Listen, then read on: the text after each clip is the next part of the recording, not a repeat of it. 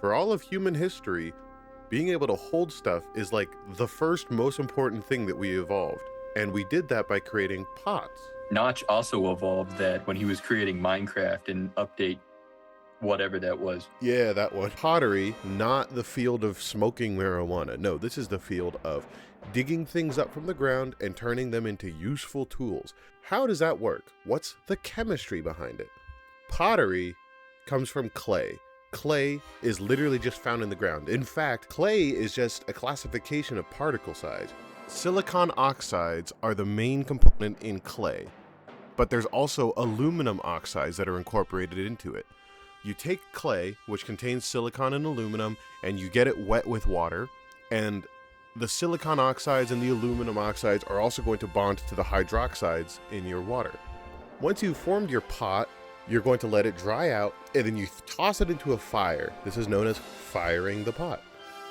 You give it a pink slip, and once the temperature reaches about up to 1,000 degrees Celsius, in English, that's about 2,000 degrees Fahrenheit,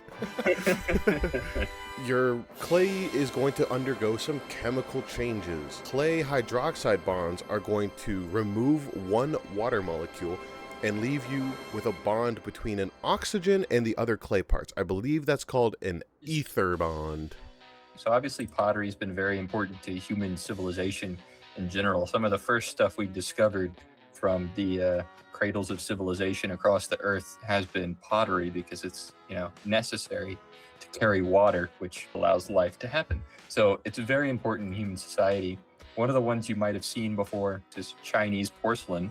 Porcelain is actually a form of pottery, but it's made of mainly kaolinite, Yes. something like that. What happens when your clay reaches a high enough temperature to form a lot of those ether bonds between your clay is now going to be waterproof. It won't dissolve in water anymore. And that's because the structure rearranges so that it's not losing pieces to the water. You've got earthenware, and then you've got what's known as porcelain, which is a stronger form of clay.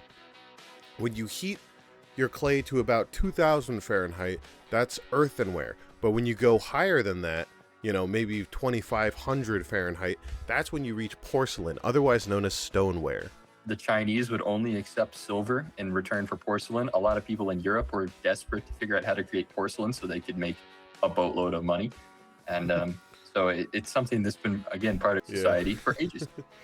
Because it was one of the first waterproof materials that we could make, it's one of the longest lasting human inventions that we still have evidence of. A lot of the porcelain artwork with the, what do you call it? The blue and white style. It has a name, but I'm blanking on it. It's one of my favorite forms of artwork in general. Breaking Bad. My baby blue. The material that you use will kind of have this brown or red color, but humanity discovered that if you toss a bunch of other minerals in there, it'll give it different colors. This is colloquially known as glazing. The glazing, suppose, is the idea of painting it. Yeah, no, instead what you're doing is you're tossing in a mineral. So, for example, copper sulfate is blue because of the way that it refracts light. And so you just toss it in there and it gets really hot and it melts into a liquid, but then it re-solidifies.